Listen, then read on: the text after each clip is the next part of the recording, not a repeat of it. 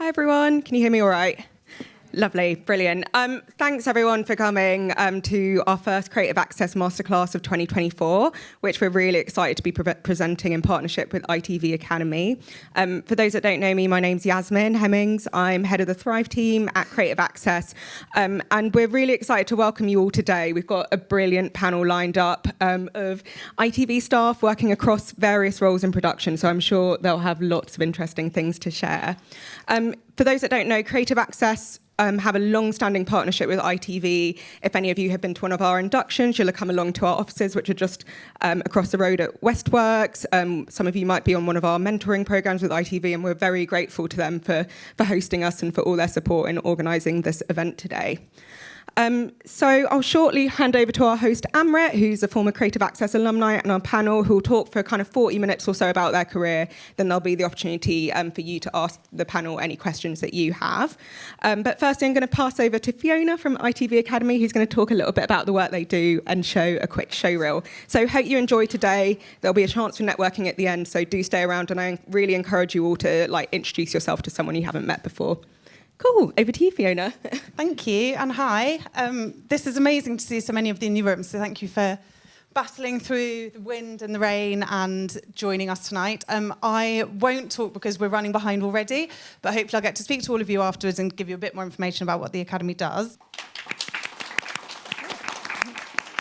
I feel like that deserves a clap. That got me so excited. I don't know about you guys. I've never seen that reel before. And I think that really shows the breadth of content that we put out there, that we're a streamer, we have a big studio as part of the business and broadcast as well. Hi, I'm Amrit. I'll be your host tonight. I am a former Creative Access alumni, as Yasmin mentioned. Came to ITV 3.5 years ago now. And these are our lovely panellists. So from left to right, if you could introduce yourself with your name and your role. So my name's Madupe Aluko. I'm a post-production manager at Potato. I'm Verena Burt. I'm the head of news features at Good Morning Britain. I'm Kishan Correa. I'm the editor of Peston at Multistory Media. I'm Sophia Mackay. I'm a production manager for ITV Studios Scripted Drama. Thank you, panellists. I feel like sometimes when you say job titles, it means nothing to a lot of people, doesn't it? Yeah. Nothing to me. Nothing to me. So let's just go into your role a bit. So what does your role actually entail? What does your day-to-day look like? And how did you get to where you are? Mo, shall we start with you? Yeah, so my role is a post-production manager. So I work in the edit side of things. So I book editors, I liaise directly with the post-production houses.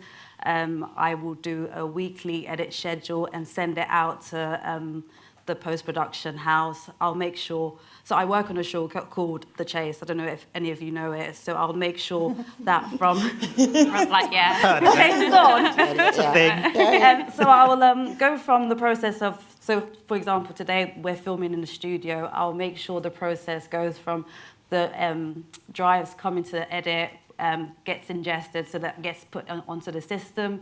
I'll distribute it to the editors to cut it. It goes to an online process, a dub, and it gets delivered to the channel and it goes out on television. So that's my day-to-day role. So making sure the process is quite smoothly run. How I got into television, I was just telling Amrit. So I applied for a job at the BBC as a broadcast assistant for BBC Radio 1. I didn't get the job, so I contacted the person who interviewed me and I said, can you give me some feedback? And they gave me the feedback and I was like, is there any way I can do some work experience? I can come down and just shadow someone for a month. And I went for a month unpaid. I studied at Luton University, so I would come all the way to White City with my own salary. So I was working 2 jobs at Luton, came over to White City, did the work experience for a month, and they were able to give me an office runner's role, which that's how I got into television. So I was about to give up. I was literally going to be taking a job as an administrator for the university, but that's the way I got into television. So I feel like, I don't know if it's luck, but I was just very persevering. Yeah. Skill, 100%. So yeah, that's me. Oh, wow.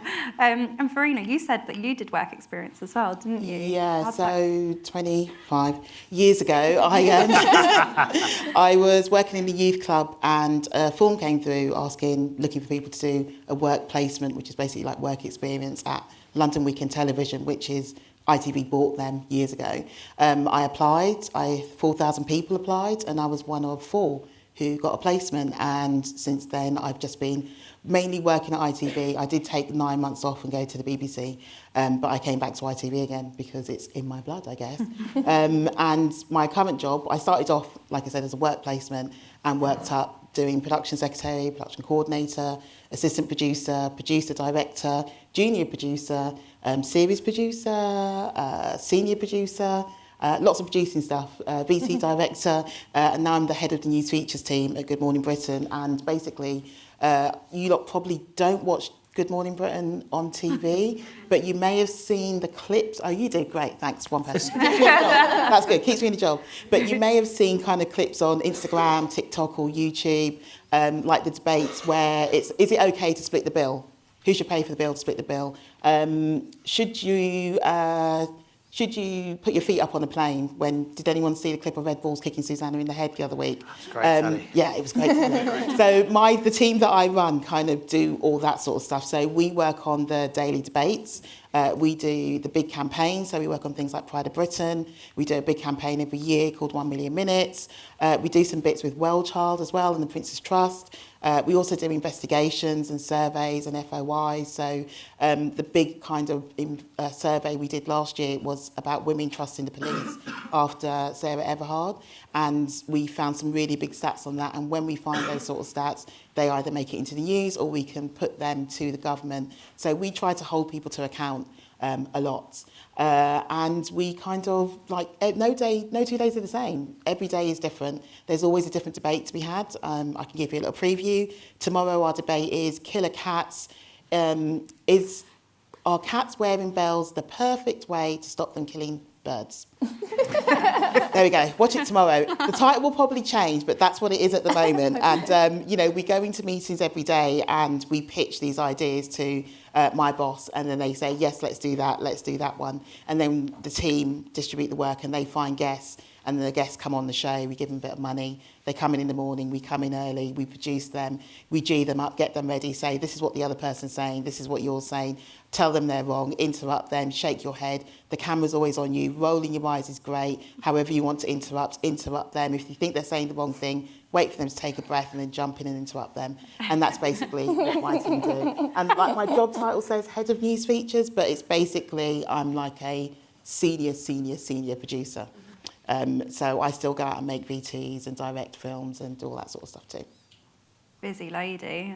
Very busy, yeah. And today I didn't start at 5 o'clock this morning, so don't worry, I'm not going to fall asleep. And how close to some like a segment going live do things change?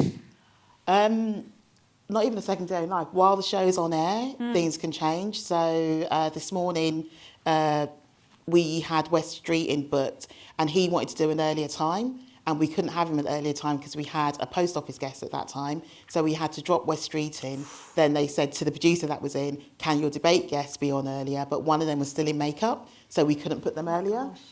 Sometimes when we come in the mornings, we get the papers, because everything we're doing is based off embargoed stories for tomorrow or what's in the paper today that we think we can move on and develop for tomorrow. And we'll come in and open the paper and there'll be this big story about, for instance, on, was it last Thursday, Catherine Berbel Singh's, there was an article about her banning prayers at the school. So we put a call into her to see if she'd be able to come in live that morning. She said no. But, it just like anything can happen at any given moment. It doesn't matter if we're on air. Sometimes it'll be 8:45 and a guest will call back going, oh, I can do this. Like when there was the earthquake in Morocco, we managed to get through to a guest in Morocco and they messaged us back and we got them on air at just after 8:30. So it doesn't matter. As long as we've got time in the show, we can put them on. We don't change anything at 8 to 9 though, because Lorraine gets pissed off. Sorry, upset. If we go over time. Can't upset Lorraine. No. And Kish, does that sort of pace and things changing at the last minute kind of apply to your world of work? Yeah, 100%. I mean, you'd think so. Peston, for those of you who don't watch it, is a weekly political interview programme hosted by ITV's political editor, Robert Peston, hence the name. We only make 1 hour of television a week, so you'd think we'd be really organised and we'd have everything set in advance. We don't. Things change a lot. The news changes. I think the most extreme example of things changing in my job was we pre-record the programme at 9 o'clock. It goes out live on social media at 9 o'clock. It then goes out at 10:45 p.m. after the news on Wednesdays on ITV. We were, I think, at about 8:45 getting ready with guests on set to pre-record our programme. And we had a phone call saying that people had started going into the Capitol building in the United States. Yeah. Did we want to maybe hold off for a bit? And we thought, yeah, probably.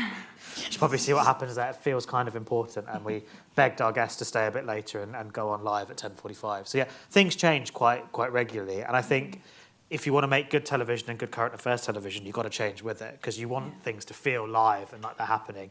You don't want people to think that you're so wedded to your plans and ideas that you had in a meeting on Monday that you're not willing to move with what people are interested in, what matters at a given moment. So yeah, really fast paced. About my role and my journey more generally. So the editor is basically, it's your job to work out what the programme should be, who the guest should be, what you should be talking about. And then you get the dubious role sometimes of being in the ear of the presenter. So if you ever see a presenter touch their ear and say, I'm being told we can't say that, that's probably because somebody like me has got very nervous in a gallery about something that may or may not have been said on air. I joined Peston as a creative access intern. So believe it or not, in 2016, the show launched on a Sunday as Peston on Sunday. And they said they were looking for a runner via Creative Access, and I applied and I got the role, and I've sort of been there ever since, on and off, doing other bits and pieces that hopefully we'll get to talk about a bit later on. But I've done pretty much every job you can do on the programme now, editorially, and I love it. And it's sort of, for me, I think the great thing about Creative Access was that even though I felt like I could potentially do a job like this and I'd gone away and done some training that maybe made it relevant to me, I had absolutely no luck getting in through any of the grad schemes to lots of different jobs all over the place. So if any of you are feeling that way or experiencing similar things, yeah, me too. And I got that first break through Creative Access and I've been there ever since. So it's an amazing organisation. Yeah. And for those of you who've been through that process already, congratulations. You're in a great place and hopefully kicking on in your career. For those of you thinking about your first roles properly in television, you're in the right place. And hopefully tonight's useful for you guys as well. Brilliant, thank you. And Sophia, how about you? You're sort of more on the production management side of things, like Mo. Yeah, that's right. So I am a production manager that works in-house across all of our in-house scripted drama labels. So we have 7 in-house labels and about 5 acquisitions that my production management team aren't across. And it's quite a unique setup because each label doesn't have a head of production. We are the production management team, and however many productions come up throughout the year, we kind of put our heads of productions onto those productions. So my day-to-day looks very different to a production manager on a drama production. They will be based in the office and they'll be based on set, and they'll be dealing with things like hiring crew and booking kit and timesheets and things like that. But I have more of an overview role, so I'll be involved with, from the very pre-production, I'll be looking at, even before that in development, I'll be looking at the viability of a production and whether we can even make it. And I'll look at maybe tax incentives if we're thinking of filming it abroad. I'll get involved with script breakdowns. And then I will support my team to crew up and then liaise with all of the in-house departments at ITV, like health and safety, procurement, music, ITV Academy for training opportunities. And then I will support the production team on the ground whilst they're shooting. I will help facilitate kind of smooth transition into post-production, and then I might, support some press screenings and do some awards entries. So it's a real overview from the beginning to the end. It's so rewarding to be able to see something created like that. In terms of getting into the industry, I've come full circle actually, because I started with work experience at ITV. They were running a scheme at the time called ITV Insight, and you could apply to be part of a pool of people, and then once you got into the pool, you could apply for different work experience opportunities. So I did work experience for 1 week on The Voice in their music team, And I was like, right, this is my opportunity. I need to talk to people and find out how I can get a job. And so I managed to get a role. It was just for a weekend doing some running for the Voice Kids auditions, which was an interesting first job because all these kids were crying coming out of auditions because they didn't get selected. And I was like, oh God, I've got to somehow support them, and I don't know what I'm doing myself. But it was great fun, and I was like, that's it. I've got all I need now. I've got a couple of credits, well, one to put on my CV, and I just flung that CV out to lots of independent production companies. I found out the names of different talent managers, and I was able to get more work experience at Studio Lambert, and that led to a role on their next series of Tattoo Fixes as their studio runner. And the main reason I got that role is because they used my push scooter that I had at the time for one of their scenes, and they needed it for a pickup, but I'd finished my work experience. And so it actually cost less to employ me for a day of work than to get it couriered across London. So I was like, right, they're employing me, I've got to make another impression here. And then they were like, oh, well, you may as well stay for the next series because we do like you. So that was it. So everyone needs to get a push scooter. That's So I did lots of different running roles in unscripted, and then I finally went, and that was with various different companies, and then I went in-house at Studio Lambert supporting their production executives, and eventually transferred to the scripted department, and that's how I made my move into scripted, because I'm sure some people are wondering, because it doesn't often happen. But I haven't looked back because I really, really do enjoy it. That segues us quite nicely onto the difference between scripted and unscripted. One of the questions submitted in advance is, what is that difference? And so, Sophia, sticking with you, could you tell us a bit about that difference? I know you've worked across both, haven't you? Yeah, so the main difference is that you've got a script, obviously, so then you have actors, and you've got much longer schedules and so much bigger budgets, and planned sequences rather than this slightly more who knows what's going to happen, impromptu. Members of the public. We don't often deal with that. And so, that's one of the main differences. In terms of skills, some of the technical skills do cross over, but I think if you're in editorial production, you kind of tend to specialise in either scripted or unscripted. And if you are looking to make the crossover, I would look into upskilling in things like screenwriting and story development, different lighting techniques, working with cast and things like that, because they're some of the things that you'll need to know. That's really helpful, thank you. And Verena, what would you class GMB as? Scripted, unscripted? Technically it's unscripted, but we never start a show without a script. The script will change as the show goes on, and I think that's what the difference is between scripted. With a drama, everyone knows what they're going to say, they learn their lines, but with something like Good Morning Britain, there's a script in saying this is what we're going to be talking about, these are the words, but things change on air. And things like interviews with government ministers, those aren't scripted. We'll script a link into them to say who they are, to give the information that's needed, but then the questions will have topics we're going to talk about, but then the presenters will probe them with those questions, and then from what they say, other questions will come up. So it's technically unscripted. I mean, often the answers might as well be scripted. Well, yeah, I mean, the government minister's answers are scripted, but the presenters... Not by us, though. Not by us, unscripted. by their PR team, but we're unscripted, yeah.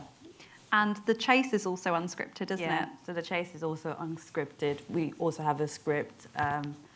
Again, Bradley will have a rapport with the contestants. So the contestant, we have like researchers that will do a lot of like digging about like a contestant, like what do they like? Oh, you have skydived before, so Bradley will get that information and he'll be like, oh, you skydived. So Bradley will get a rapport from the contestants. So yeah, it's kind of like unscripted, but we do have a script that just kind of lays down the basics of what Bradley will be saying. It's like loose talking points, I suppose, for him, isn't it? Yeah. Does he get to meet the contestants before as well? And He does, And obviously, they don't know who the chaser is, so we have to hide the chaser away from the contestants. So the chasers are in the dressing rooms, and we have to go, right, get the contestants into the studio because the chaser sometimes go, let me have a look. It's like, no, you can't have a look at that contestant. But yeah, no, it's really good fun. And we record 3 shows a day. So at the moment, I'm going to be going off to do another quiz show called Finish Line. And just to give you an idea of like how a filming schedule works. So today they're filming 4 shows, and the production team started at 6:45 this morning, and they're not finishing until 8 o'clock, and that might be till about 9 o'clock. So it's quite a long day, but you do get like your time back. But yeah, it can be long hours, but it's very rewarding, especially if you work with a great team. And is that typical for production management roles as well as production like creative side of things?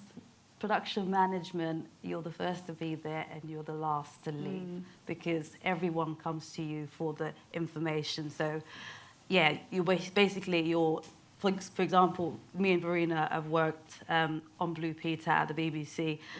So we have to work closely together. So she's producer, I'm production manager. Without both of us, we can't make the vision of the programme. So she'll have the idea, I want to shoot that, and I'll be like, okay, that's your idea. Well, actually, she'd say, no, we don't have money for that. Yeah, What she would say. Yeah, I'll be like, I can't afford to do that. Our budget has been slashed. Yeah. And then we kind of work together and go, actually, how about this? We can get this cameraman, we can do this, we can kind of work around it. So we kind of work together, and that's the difference between production management and editorial. It's very collaborative, though, by the sound of it. Yeah, it has to be. It has to be. I also feel I think the best editorial people have an understanding of what production does. Yes. And the best production people understand what editorial are trying to do. If you're too siloed, nothing ever It doesn't happens. work. Yeah. Impractical, like editors and producers don't go up very. It doesn't last very long. You have to be an absolute genius to get by if you don't think about the production side of things. And Kish, sticking with you, what do you think are the ingredients of a successful TV production?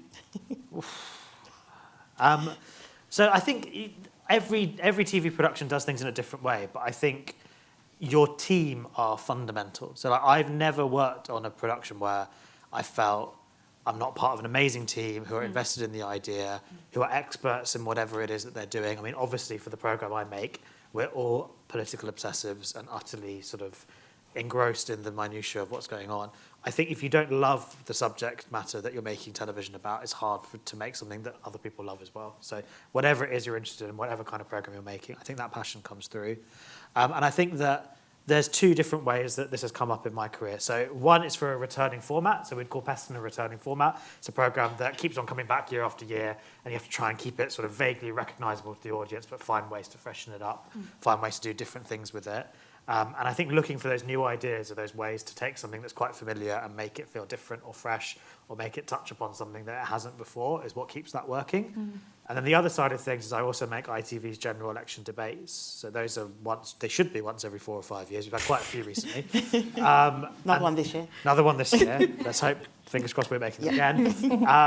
But that's a set piece event. You know, that's 7 million people watching a head-to-head debate between 2 politicians deciding how they want to vote. And what you want to do then is create something that feels like an event and feels like it matters. And that's less about being familiar and being on the side of the audience and more about making an impact. And luckily, I think when it was Boris Johnson versus Jeremy Corbyn, that impact was already built into the characters taking part in the debate. They were huge, huge characters. We might have to work a little bit harder for Rishi Sunak versus Keir Starmer. Watch this space. There's been quite a few event pieces of TV over the last few years, because obviously, when the Queen died, there was the Queen's funeral. So the schedules all change when that happens. So I know, like, for someone like GMB, we stayed on air longer, and other shows got taken off air, like Lorraine and This Morning. And then there was the Queen's funeral, then there was the King's coronation, and then, you know, there was so many things that were happening, and, you know, we were constantly, I was outside Westminster Abbey, up and down steps on the platform, which is where we broadcast live from, but, you know, those sort of event things don't happen, like, you know, like you said, once every 4 years. You know, we had them back to back over the course of, like, 2 years, you know, over the last 2 years. So, and that's different. That's also unscripted. That was an amazing time to be on television. It was, because, you know, I think, you know, and it sounds a bit morbid, but you're only meant to ever be alive for one monarch to die. And I know personally, I don't know about all these guys, but I've been going to meetings for 10 years about what happens on our show and on TV for when the Queen dies. I haven't gone to a meeting yet about when the King dies. I don't know if we should talk about that out loud. I wouldn't get invited anyway. Oh, okay. Oh, I think we just get taken off air. But it's a massive collaborative it thing is where huge, yeah. suddenly everybody needs people and you find yourself doing different roles. So my role for the Queen's funeral, I was at Westminster Abbey spotting foreign politicians so that the presenters knew who'd walked in. They all wanted to know when Emmanuel Macron came in or when Joe Biden. You should have worked for Australian TV. They didn't recognise his trust. Yeah, no, that's an amazing clip. But yeah, those big events, like people get drawn in from all kinds of different backgrounds to make something they wouldn't normally make. And that's a lot of fun, and you learn a lot doing that stuff as well. So if ever you get a chance to do something outside your comfort zone like that, even if you feel like you're not qualified, do it. You'll learn loads and it's a lot of fun. Yeah, I think that's great advice. You spoke about keeping your, like, sort of the returning format fresh, and that probably applies to GMB as well. I mean, you're on air every day. How do you keep a show like that fresh? 5 days a week. Not Oh, sorry, 5 days a week. During the pandemic at one point, we were on, well, when the Queen died, we were on air at the weekend. I think I worked 22 days back to back when the Queen died. I was meant to be on a 5-day holiday. And like that went out the window, and I was like, okay, day 14 outside Westminster Abbey, day 15. But, you know, like you said, it was like an amazing experience and you would never turn it down. It's almost something you work your whole career to do, especially if you work in news. But something like GMB, as a returning format, is kind of, I want to say, easy, because something's always going on in the news. And I think it's up to the commissioners to say whether or not they want the format to stay the same. But there will always be news, and once there's always news, there'll always be programmes like Good Morning Britain that are needed, and hopefully Good Morning Britain, it's been commissioned for another year, so I'm good for a year. There's a general election coming up, they can't take us off air yet. But every year we do the same thing like all other programmes and go, are we going to be commissioned next year again? Because, it is a returning format, so we always have that worry, but the news is consistent and carries on, and sadly there's always news going on. You mentioned to the audience earlier, some of you might not watch GMB, but I'm sure you've seen clips on TikTok or Instagram. So how much does social media play a role in keeping things interesting? How important is social media to GMB? Massively important. We have a steady viewership, like I would say. Do you want me to talk in volume or percentages? Because we do volume now, but that means nothing to you guys. I'm going to talk in millions. So on a daily basis, we have over 1.4 million viewers, which may not sound like a lot, but if you think we're on air for 3 hours and we start at 6 o'clock, I don't even want to be up at 6 o'clock in the morning. So what we use social media for is a lot of most of the stuff that we have on air is clicked up and put on X. Not Twitter.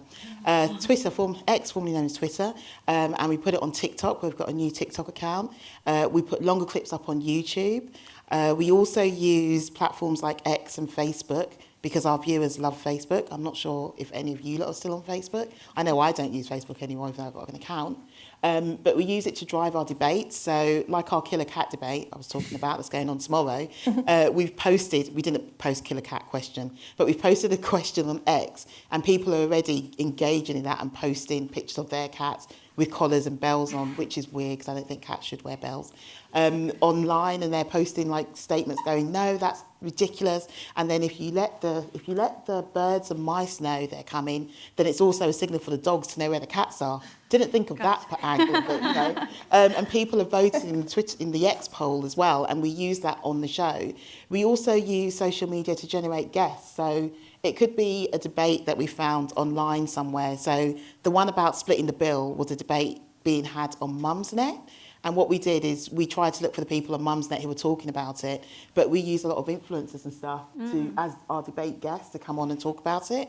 The one about splitting the bill I keep talking about because it was the one where my 15-year-old godson texts me to tell me he'd seen the debate on TikTok because we use a TikTok. So it's a good sign when a 15-year-old knowing what I was doing. And he's like, have you got anything to do with this, Auntie Breen? I was like, yep, that was me. And he was like, oh my God, this guy's great. Never heard of him until he came on the show. But, so we use social media for things like that. And we do a 1 million minutes campaign, which is like a big social purpose campaign we do every December. And that is basically a social media campaign that we promote on the show but lives online. And we ask people to pledge their time online. So everything we do on the show pushes to our social media platforms. And when we do things like short VTs, which are only about a minute and a half long, we do like longer 15-minute versions of some of the things, which sit on YouTube, and we get a lot of engagement that way. So without social media, it'll be a lot harder in my department. It'll be like when I started 25 years ago and there was like, you know, I had a typewriter and I couldn't text or take pictures on my phone. I could only call people.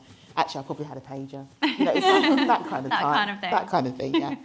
And social media is just becoming bigger and bigger for all of our shows. I mean, Mo, you were saying on The Chase there's now a social media producer, is that right? Yeah, so in Potato, I think a few years back, we now have a social media producer, and his role, or the team's role, because he also has an assistant underneath him, they like get all our media, they'll clip it up and they put it on social media. So there's a job within like our labels that will just focus on promoting our shows. So for example, they do The Chase, Mummy Diaries, what art for shows, Celebability. So they'll just get the shows from the producers and just clip it up, make it into something funny. So like, you know, like your holiday videos that you might do on Instagram, they do that and they kind of try and make it funny and go, oh, what do you think The Chase is going to say? And it's like The Chase is like, oh, I'm like, let's say Sean going, it's just another day,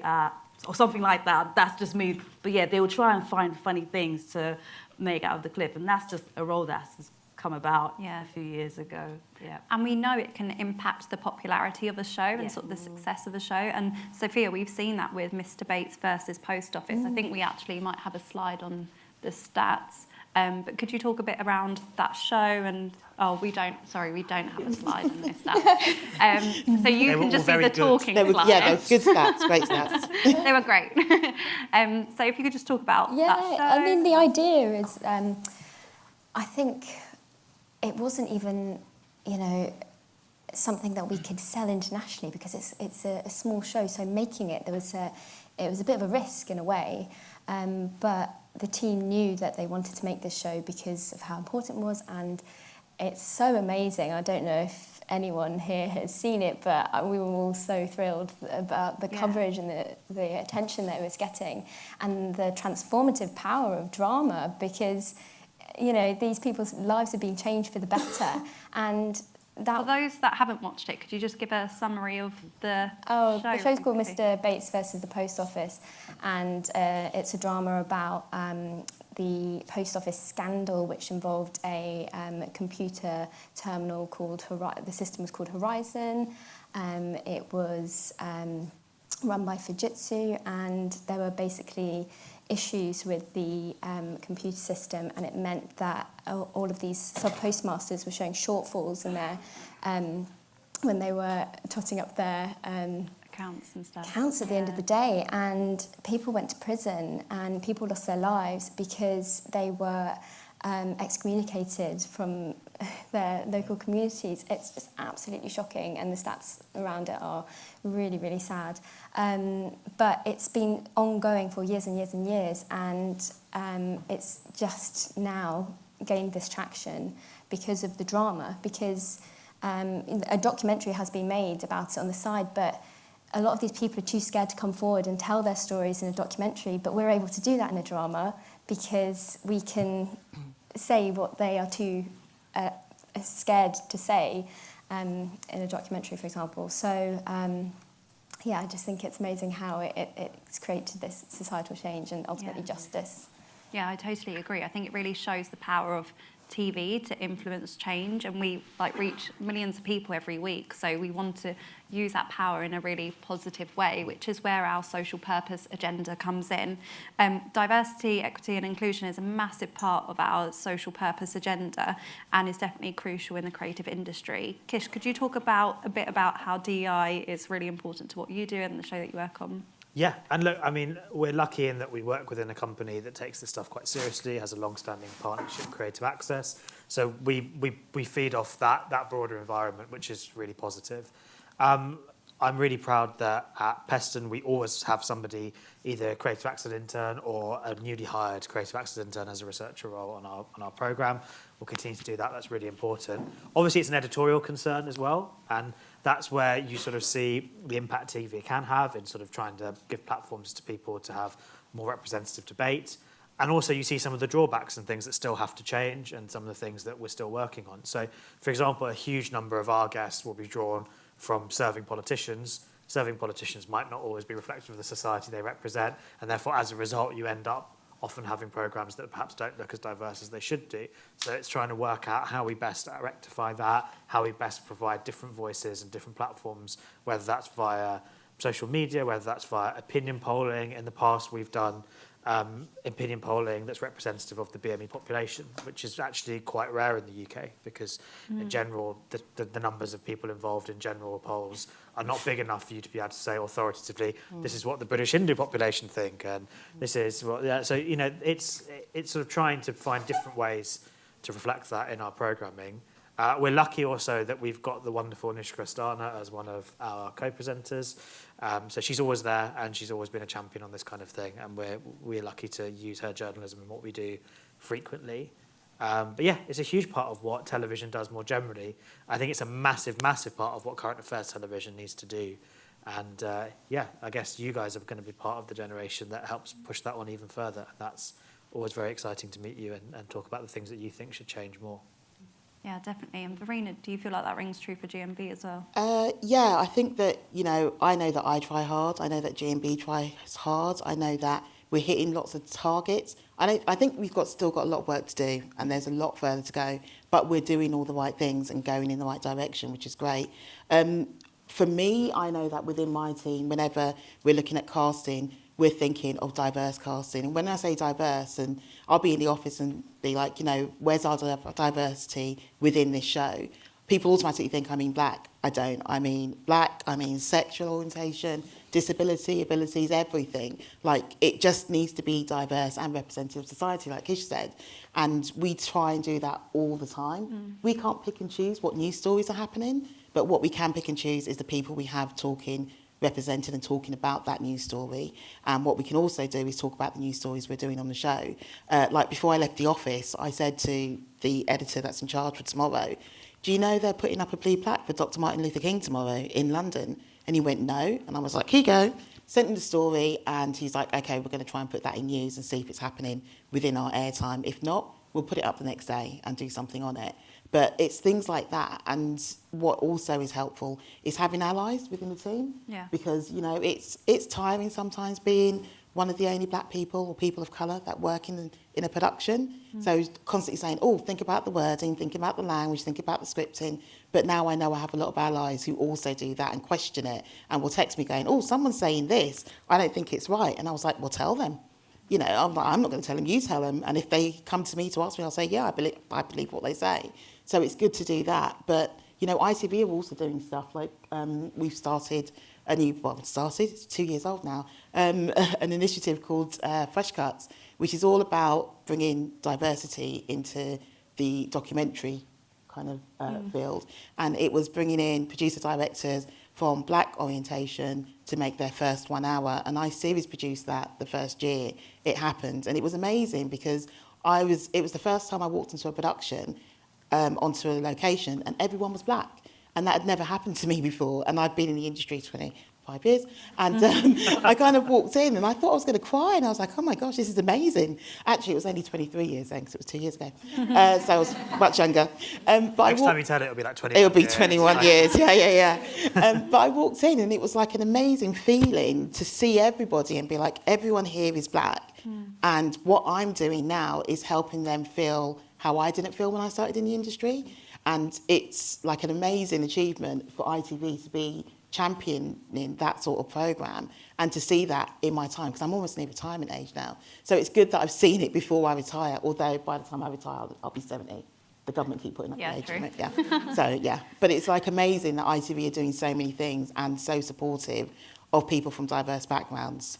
Totally. And the ITV Academy is a big part of that work as well, just encouraging a diverse pipeline of talent in with various trainee schemes. I mean, I think last year alone they created 33 new roles for people at ITV, which is amazing. So that work is just growing and continuing. And Sophia, I remember we were talking and you said that this extends to an industry level, looking at diversity, equity and inclusion. You were talking about BAFTAs. Yeah, and you can't enter the BAFTAs now without fulfilling certain criteria, and they're doing this so that people think when they start making a drama, I'm not going to win an award if I. And it's sad that it's got to that level, right? But you have to, talk about diversity, inclusion, accessibility, and sustainability is a large part of that as well. Yeah. Which segues very nicely onto the work that we do around climate action at ITV. Being in the social purpose team, it's in my blood, but also in ITV's blood.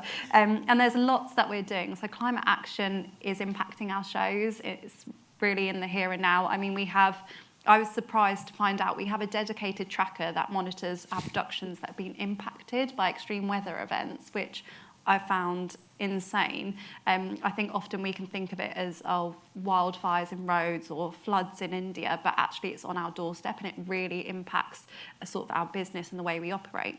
But we're doing lots to try and mitigate those effects. But to give you an idea of how it does impact our productions, Verena, you've got a story about filming GMB. Yeah, so in October last year, like I talked about the 1 Million Minutes campaign, we always film an advert and a launch film. And we filmed in October, which is meant to be kind of wintry, not too bad, but like a bit, some of it winter. And you'll see in this footage here that we had to hire a rain machine, and that's that big tank that you can see in the background. It took 3 hours to fill it up and give us 5 minutes of rain. So you can kind of see the rain mist. And everyone's wearing shorts and T-shirts, as you can see, because it was the 2 hottest days in October, when it was like 30-something. And we're meant to be filming this winter campaign. So this poor actress, who you'll see coming in a minute, is wearing a raincoat, jeans, jumper underneath, pulling the trolley. And we've made it rain, so you can see where the pavement is wet.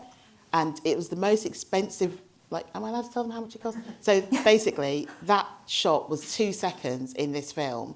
And it cost us about $4,000 to hire the rain machine, close off the road and do this whole shot. And it was like the most expensive shot in the film. Looks beautiful. I haven't got the final shot, I'm afraid. I should have sent you that.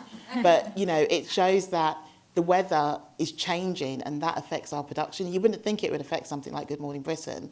We report on it all the time, going to all those wildfires and reporting it and things like that. But we do a lot on the show to kind of report on climate. Our weather presenter has won awards for her fight with climate, and this year her one thing she's doing is she's not buying any new outfits, so she's going to wear old outfits. She's going to try and wear some of the other presenters' outfits, which the other presenters aren't happy with yet. She's talking to them about that. But we get to go to a lot of awards ceremonies as well, so she's going to hire in all the dresses and not buy anything new and just wear shoes that she has already.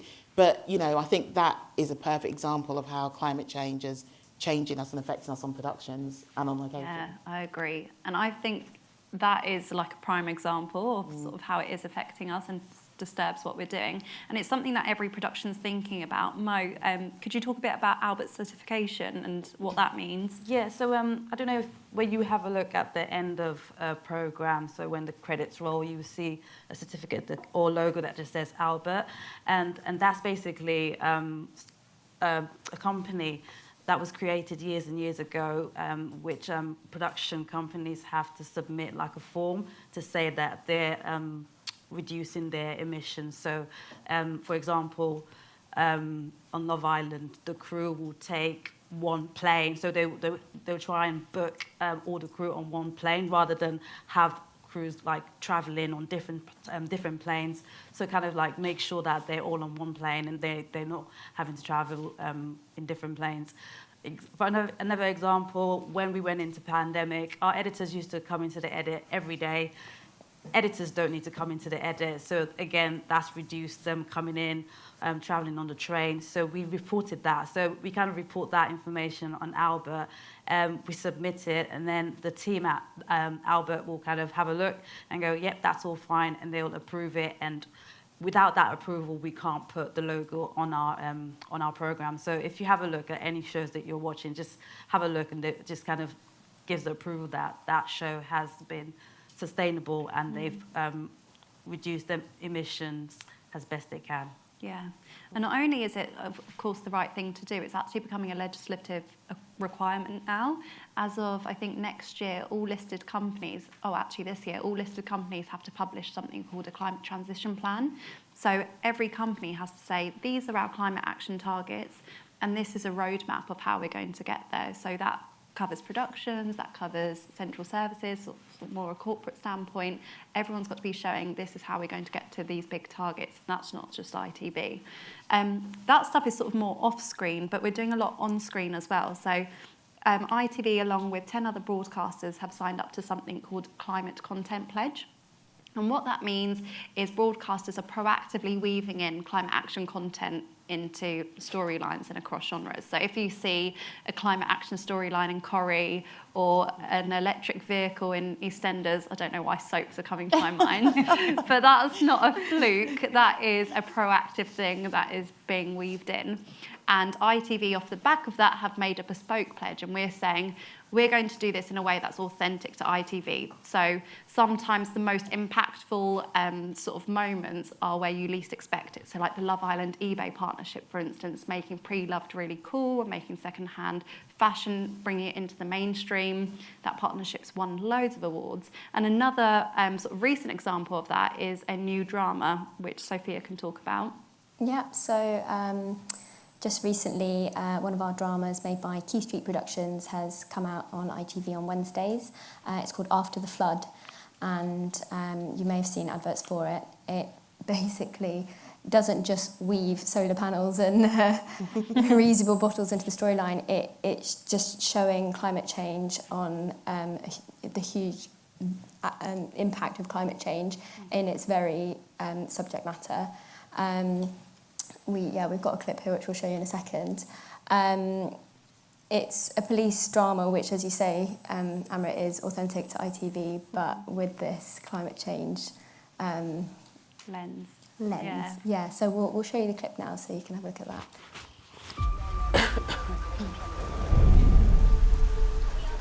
The river's burst its banks by the underpass. Check the shops and houses. Will do! And be careful! God, he was right under at one point. All he could see were his hands, holding his baby up out of the water. Timmy! Timmy, if you can! To get the baby to me. What was so fast? And he's just gone. Carried off, swept away. Which could have happened to you and our baby. Yeah.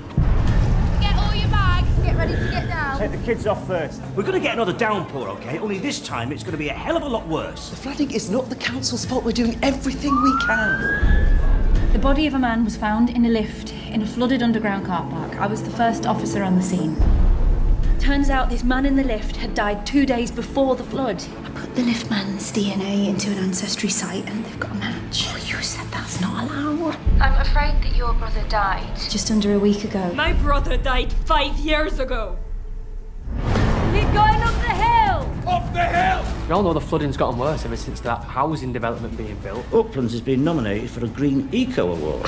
What? Flooding the most houses? Move. No. Get in the car.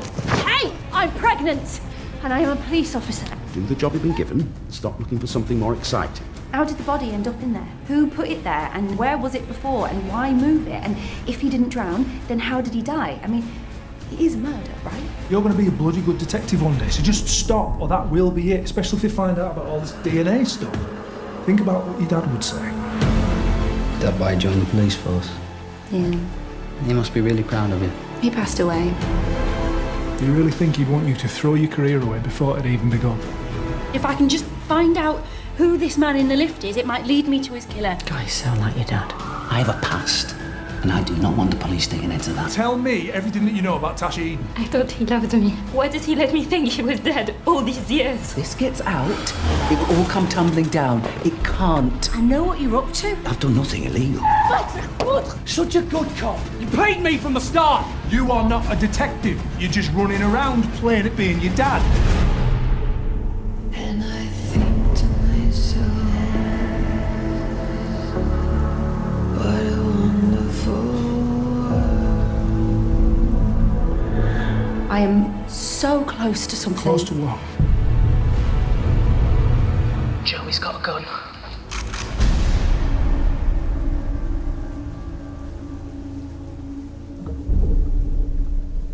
Oh, I'm going to have to watch that. Yeah, I feel the same. I'm like gripped. I need to go home and watch that now. Not quite the finished trailer there. You can see they still need to put some visual effects in afterwards. We didn't see that. I think you're right, though. It's a brilliant example of how actually climate action is probably occupying like a slightly different space. I think rewind maybe 5 years ago, climate action was probably a space that predominantly sort of occupied current affairs and news, but actually we're seeing it in drama, we're seeing it in entertainment now. It is across the board, and it's becoming more and more important. Before we sort of like wrap up, what one bit of advice would you give to anyone trying to break into the industry? So it'd be great to hear a nugget from each of you. If we start with Mo. I would say probably whatever you like doing. For example, I used to be the organizer in my family, so I would do the parties and organize that, and I didn't know that skill could be put into production coordinator. So find that skill that you do, like you enjoy, and just kind of go with it, run with it, and also just be yourself. Like there's only one you, and just be you. Nice. Yeah, I like that. Karina? I'm not going to say what I said earlier. Okay. Which was don't do it, but I'm lying. Like, it's such a varied career. Don't be afraid if you don't know which path you want to take yet. Kind of try lots of different things. Like, when I started, I was a runner, production secretary, production coordinator, production manager, and I was like, oh, no, I want to do more creative stuff. And also I hated being told no about budgets. So I kind of moved on. So don't be afraid to go, I quite like doing this. No, I want to do that, because it's never too late to change direction. Yeah, that's good. Kish? I think it's said a lot and stuff like this, but I think persistence is really important. I've never received an email from somebody who genuinely messaged me saying, I'm really fascinated by politics. I love your programme, or I love the idea of your programme. And I'd just love to hear a bit more about it from you, and not being really flattered by that, and really encouraged that there are people out there who still are interested in the things that I was when I was at uni and would like to do it. You might not get a reply immediately because television life is really busy. It doesn't mean that people don't want to hear from you. There's nothing rude about following up and saying, hey, I know you're really busy, but just wondered if you got this email, would still love to chat to you. There are pushier people and less lovely people than you guys who will be doing that all the time. So why shouldn't you be doing it as well? And yeah, it's flattering, and it does lead to things. And even if it doesn't lead to a job, it leads to a conversation, or at least to something that might give you something to work on as you make your journey through. So yeah, do it regularly. Find the people that inspire you and reach out to them, and you never know what will happen. Yeah, because there's so many people that are willing to help another generation. Yeah, 100%. So yeah, reach out. I would say be proactive. Don't wait until you are asked to do something or told to do something. Try and preempt what your colleagues will need or are feeling. And people will recognise that. And they'll be like, yes, I want them on my next production, because they could tell what I was thinking before I even spoke to them. It's really valuable. Be kind and talk to people. Just talk to everyone. That is something that I wish I did more of. And of course, confidence comes with experience. And it's just ask questions, because you'll surprise yourself with what you find out from just talking to people, I think, yeah. I think that's all really good advice. Should we have a round of applause for our panel, and then we'll go on to questions?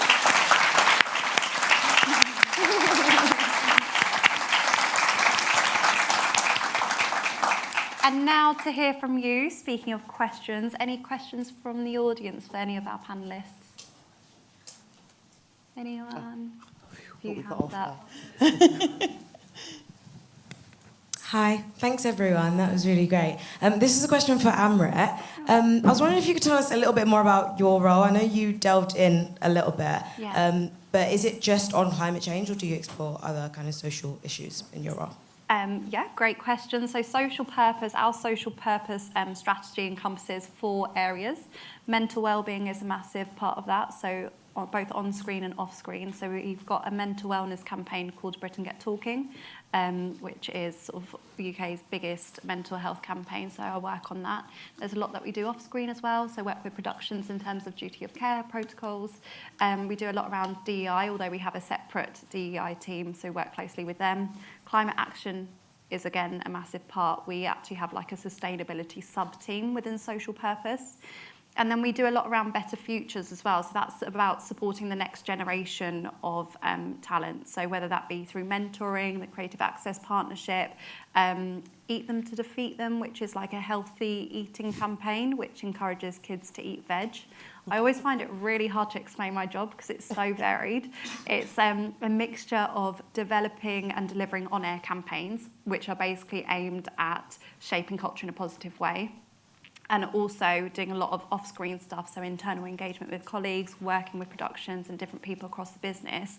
We're sort of like, I suppose, this anchor where people can come to us about different social purpose issues, like if a production is kicking off, they often have kick-off meetings. So like a commissioner will invite one of us to the meetings and discuss, like what ways could we embed climate action in? Or we're there to give prompts and be like, well, have you thought about diverse casting and accessibility in your show?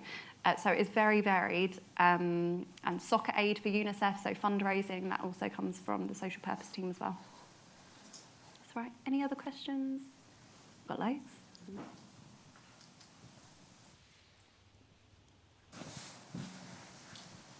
Hi guys, thank you for your time today and all the advice.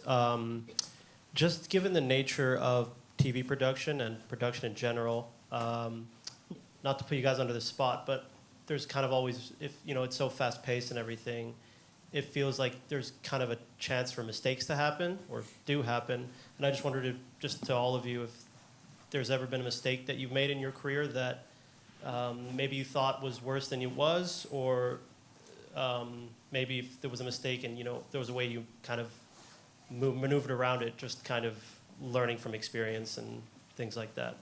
Thank you. Question. Who wants to I can start? come in on that if you want. Yeah. I mean, I think one of the things, like, you guys are all super smart, you've gone through school, you're thinking about work and the rest of it. I grew up thinking, like, you shouldn't make mistakes. So it was sort of like you get the right grades and then you go to university and you get the right degree and then you go to work and you do everything perfectly. Like, you're going to make a mistake. The most brilliant people I've ever worked with, I always say to them, at some point you're going to make a mistake. The key thing is to know that you're part of a team, that there is meant to be a structure and a support system so that when things happen, you feel comfortable in a place to say, this has just happened, how do we best deal with it? The worst thing about a mistake is covering it up. And the best thing you can do is try and get help from people around you. So, I mean, I've made so many mistakes. Maybe when we're not mic'd up, I can talk to you about a few that might involve politicians. But, generally, I think that the lesson, I guess, from it is just, I love working in an old-fashioned team. It's something we were going to talk about. We didn't get time earlier. But like, one of the things I love about Peston is that I work with a regular team. They are my team every day of the week. It's not super freelancey. It's not super hot desky. And you feel supported in that place where even the most senior and important people, I feel I can go to them and say, this thing has happened. And I want everyone who works for me now to feel that way as well. So, yeah, 100%, fast-paced, high pressure, things are going to happen, but it's about how you deal with them. And I think most people in television and most people you work with, even outside of television, so for us in the political sphere, are pretty good if you're sort of honest and explain what's happened and how we're best going to deal with it. But yeah, come to me for something else. For me, I think that I couldn't name you. I'm not saying I've never made a mistake, but I think working on a news programme that's live daily, when a mistake's made, you've got to be able to think on your feet and make it right, because you're either live on air. Once you're live on air, there's nothing you can do to stop a mistake happening. It happens, then you either apologise or you fix it next time, your next hit. And you call the lawyer. And you call the lawyer, yeah. You call the lawyer, and then the lawyer will say, okay, then you say, take it off +1, take it off ITVX, and all those sort of things. But what I know is that when a mistake happens, you need to be able to think on your feet and change and adapt the situation to make sure that mistake doesn't happen again or doesn't actually happen. So that's why I can't think of any, because I know that when a mistake's happened, I've gone, right, this is what we're going to do instead. We're going to do this, this and this. I think there's been times where things have happened where I was almost arrested once in Wales. Yeah, we were doing a car parking thing. It was hardcore, yeah. And I was with like a whole team of people, and the policeman came up to me, and like my presenter was just about to go on air, and I could hear them saying in my ear, 30 seconds, Verena. I was like, yeah. And I hear the presenter going, Verena's just about to get arrested. They're going off in the ear going, what's happening? Someone say something. And the cameraman had to step between me and the police officer. Wow. And then I turned around and I was like, oh, so that was a mistake, because my first thing was to be confrontational with them and be like, what the hell are you doing? Like, I'm 5'2.5", 3, and you've just like approached me and my head was in his chest. And I was like, what are you doing? Whereas my cameraman came in and was like, mate, we're about to go on air. Let us do this hit, then we can discuss it afterwards. And I was just like... Arrest her afterwards. But don't need it then. At that point, I was too far, because I was like, now he's mansplaining for me. What's going on here? But then we did the hit, and then, you know, afterwards, he was like, what's the problem? And he's like, oh, apparently she was harassing people. And we're like, it's 6 o'clock in the morning. Like, she's come straight out of a car to here, nothing's happened. So it was mistaken identity, but it was just, I think that was a mistake, that what I should have done is just calm the situation down. But it was 6 o'clock in the morning, and I was like, why are you in my face at 6 o'clock in the morning? Yeah. But yeah, I'm happy to say that. I want to hear your stories. I think normalising mistakes is really important. There's a good podcast that I listen to, How to Fail with Elizabeth Day. Don't know if anyone listens to that, but I get she adverts for it though. Yeah. Say that again. I get loads of adverts for that. Oh, it's great. And I'm always like, I don't want to know about failure. Good. Sometimes the people are like, oh, I failed because I only got like 95%. Yeah, you do get that sometimes. My exam from Cambridge. It's like, okay, yeah. You don't count. Any other questions? This is probably more for Verena and Kishan. About getting into current affairs and news, how often or what career paths are like closed or open to you by getting a journalistic degree? And like, do you need that for being off-screen talent as well? I didn't do a journalism degree. I did a business degree, and a bit like what Mo was saying, transferable skills. You know, I talk a lot. I communicate well. I was good at marketing. I've got quite a bit of legal knowledge behind me. So that calling the lawyer, I always go, yeah, I know what the lawyer's going to say, type of thing. I think the career paths are changing. So whether you've got a degree or not doesn't hinder you from getting into current affairs and news. And if you've got some sort of journalism experience, that's good. I would say, like Mo said, you know, do something you love. So if you're really inspired and really into news and politics, email people and say, you know, I love watching your show. Get the name of the show right. People email me all the time saying, I love watching This Morning. I'll go, great, let me forward this on to Martin Fazell, because I don't work on This Morning. So, you know,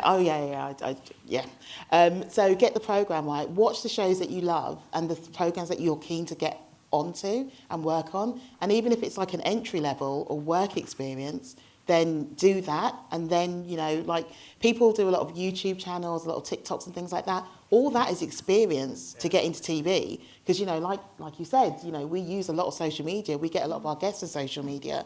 One of the people I had as a producer on my team once was actually someone we had on as a talking head in the debate. And she was like, oh, I'd love to work on your team. So we got her in. She couldn't hack it. But, you know, she was just like, I prefer to be paid to go on TV. But, you know, she emailed saying, oh, I'd be really keen to, like, help set up debates. I was like, great. But then she was like, after 2 days, I can't do this. But she didn't last very long, actually. But, you know, it's that sort of thing, talking to people, knowing the craft that you want to get into, knowing the subject matter, and being passionate about it. You may have something different to say. No, I completely agree. So I did a journalism master's after my undergrad. I went back home, lived with my parents in Kent. Yes, University of Kent. I'm from Kent too. Nice. We'll talk Kent after. Oh, yeah. I did a journalism MA. I think my team is probably 50-50. Some did, some didn't. I don't think it's essential. I think it can be useful if you'd like to do it anyway, but it can be quite expensive. So shop around and think about a way that you can do it that makes sense for you. Some of the skills you get from it, you can get elsewhere though as well. So like being able to video edit, you can kind of teach yourself. Being able to photo edit, you can kind of teach yourself. Like doing something like a passion project on Instagram or TikTok or YouTube gives you a lot of that stuff. And I've worked with people who've had no qualification formally but can do it better than I can. And I went to go and learn it formally. So those kind of like sort of hard skills I think are just worth getting. And nothing's more important than love of the area you want to cover. So yeah, they can be helpful. They're not essential. It's sort of up to you. And yeah, if you want to talk about it more and you're thinking about it seriously, come and grab me afterwards. Happy to chat. Lovely. Anyone else? Probably have time for one or two more questions. Okay. I'll come over this side. 5 more. Hi guys. You guys have seemed to be in the industry for you guys have seemed to be in the industry for like a long while, so we've seen. Yes. Yeah. So, and then obviously with that comes major shifts within the industry. So how have you guys like adapted to that, and how do you guys plan to continue to adapt to whatever shifts may come in the future? I'm young at heart, so I'm just going to keep going. I think the thing is adapting is a good word. Like I was saying, when you're on location, you've got to adapt your situation. And I think as things change, when I first started on Good Morning Britain, the features team, it was called the features team. And what we did is we did VTs that were about human interest stuff, really kind of, I don't want to say soft stuff, but things that were lovely and pretty, like going on aspirational holidays, makeovers of caravans, things like that. And as I was there for longer, we had different presenters change, and we were like, oh, okay, this is. And one day we did a debate about something, and they were like, oh, we want to see more of this. So the team changed, and then the name of the team changed because we were more news related. So it was like a news peg to do something featurey. But because we still do VTs, not about transforming caravans anymore, but we still do the feature VTs, but we also do news stuff. So it's a combination of both. And I think within the next 2 years, the team will change again. I may not be there for the change, but if I am, I will be part of that change, because I think now we're having conversations to say, how do we keep up with what's going on? I mean, the majority of you probably watch things online rather than on linear TV. So how do we keep that going on? Using social media, putting clips of our debates up is how we use social media to keep people engaged in the programme without actually watching the programme on linear TV. Yeah, I've been doing this for 7.5 years, so quite a lot's happened in that time, though, Yeah, right? Like, yeah. Politically, a lot's happened in 7.5 years. I think the non-linear stuff's really interesting, right? So for current affairs production, what's the difference between an ITV political programme and LBC, who interview a politician on a radio programme that's actually already a television programme that kind of goes online as well? Yeah. It's all kind of moulding into one. I don't think we quite know where that's going to go yet, but we all need to be across it and sort of think about how we do it. I'm sure the television industry will change massively. Maybe like in scripted as well, I think that you can slightly overstate how much linear TV is in trouble. Like if you look at the start of this year, I feel like it's been dominated by like appointment television, like The Traitors or, I think it's coming back. Yeah, like the post office stuff. It's stuff that is like national experience, everybody watches together, everyone talks about together. Yeah, it's the talkability, isn't it? Yeah, can you get that from another platform? Maybe, but I think TV isn't the best place to do it. Yeah. So yeah, things are changing fast. Things will go back a little bit, we'll move forward a little bit. Yeah. We just move, I guess. Yeah. I think what's really changed is the amount of resources that are available now. The internet, obviously, is so much better. So actually, you've got everything at your fingertips. You can look up, roles on Screen Skills and read about all of them. And we wouldn't have had that really when we were starting. It was a lot of guesswork. So really use that to your advantage. I mean, arguably, it's probably harder because there's so many people online applying for jobs, and we were probably doing. There's probably less of that, but just use the internet to your advantage because there's so much out there. That sounds really old. I'm not that old. I found my role online. Do we have time for any more questions? Yeah. One more. I saw your hand. We can catch up after as well. Yeah, if you've got questions for myself. I want a spring roll on a chat. So. Yeah, me too. Yeah. Hi, I'm so sorry to end on a slightly existential question. This is a question I like asking people in production. So production is long hours, slightly unstable jobs, and bad money. At what point in your careers was there a moment for you that you realized that you could make it in production?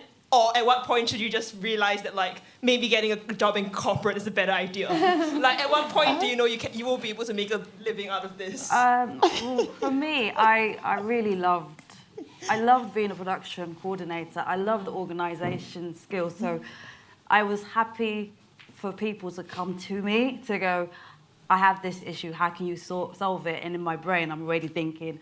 And when I first started in television, you didn't, as a runner, you don't get paid that much. You were the lowest paid. Now it's not like that. You have to get paid. the living standard wages. Production management, we got an increase in our salary because they realised that editorial were getting paid way more than production management, and they realised that production management do quite a lot, especially during COVID. We became like COVID marshals. We literally had to make sure people were standing 2 meters apart. We had to make sure people had done tests. So I think they realised how important that role was before it wasn't important. So I think we're much more appreciated now. And for me, I want to say it's not really about the money, but it's about the people I work with and just kind of achieving the programs that we do achieve. I was a COVID marshal, wasn't I? Were you? Yeah. Really annoying, wasn't it? It was great. I had a thermometer in my back pocket the whole time. Did you have the stick? Oh, yeah, like the 2 meters stick. Yeah. Oh, gosh, those are days. And the wristbands, wristbands. For me, at the beginning, I didn't do it for the money. I did it because I loved what I was doing. And the longer I was in the industry, I was like, oh, I love what I'm doing. I love what I'm doing more. I want to do this. And moving on and on and on. It was only as I got to a senior producer role, I was like, oh, hang on, the money's not great here. And I was like, hang on, why am I doing this for this amount of money? I mean, when I started off on the work placement, I was on £150 a week before tax. So I clearly wasn't doing it for the money. Yeah, wow, yeah. I clearly wasn't. It's better now. It's better. Yeah, it's much better now. But I clearly wasn't doing it for the money. And I think that, when you start, even though there is increase now, the money still isn't great. But if you're doing something you love and you know where the goal is and where you want to go, then that should be where you aspire to be. But don't be afraid to ask for more money. Like, negotiation is key. That's where my business degree comes in. Negotiation is key. If someone says, this is how much money we're going to give you, then ask for more above where you want to be. Oh, look at me giving tips on negotiations. Above where you want to be, then they'll come down to where you want to be and then go, yeah, that's fine. That's what I did for this job. I mean, people think it's scarier and worse than it is, I think. Also, look, we can talk about this separately, but people get very worried about freelance. They think, I'm going to be freelance. What does that mean for me financially? And look, it's a tough time out there. People are worried about things. People want security. I get that. Yeah. It's also an opportunity for you to negotiate. I think it's a pretty good market to be a freelancer right now. I feel there are more jobs than there are people qualified to do them at times in current affairs production. There are a lot of outlets. There are a lot of places. I think we struggle to hold on to people all the time because I think there are a lot of people who want to take them from us. So yes, you should negotiate. Yes, you should look at who else is out there and who else would like you to work for them and sort of use that to your advantage a little bit. And I think you don't go into television for the money, but I think if you're successful and you love what you do, eventually the money's not so bad for you to think, this isn't worth it. Also, going job to job, you can negotiate your rate higher and higher and higher. And actually, we speak from a place of privilege being in-house because it is a little bit safer and, we do have more predictable hours. But I don't. It can be harder to negotiate. Some of us. Yeah. Some of us do. But when you're freelance, you can get so much more varied experience. You can flip from job to job. You can take a break if you want. I kind of miss that sometimes. I don't. I miss the I don't know, the flexibility, kind of doing and doing loads of different shows because I've worked on The Chase for a very long time and I do other shows.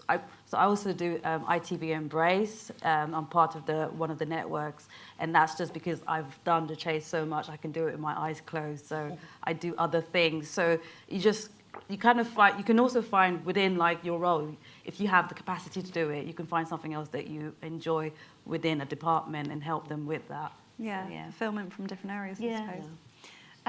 Is that a wrap? Yeah, it is. I know we could go on for ages, but thanks everyone for your questions. We will have about 20 minutes or so for networking. We've gone over because you guys were just so interesting to hear from.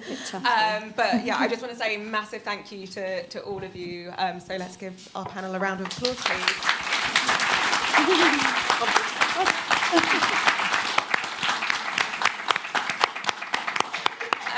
Also, just want to say a big thank you to ITV Academy, Fiona and the team for making this happen and for all your help organising it. Thanks for doing it with us. It's been great to work with you on this first one of the year. Yeah. and it's great to see so many people. So, as I said, if you want to hang around for the next 20 minutes or so and network, please do. And one request that I always have, if you've been to a masterclass before, you know I always ask, scan the QR code, fill out our feedback form, your impact, and it really helps us to know how you found tonight's event. So please do that before you leave. Can I just say thank you to all of you guys for being engaged, because I know that I talk a lot. I'm not saying for everyone that I talk a lot, so thank you. Thanks. Thanks.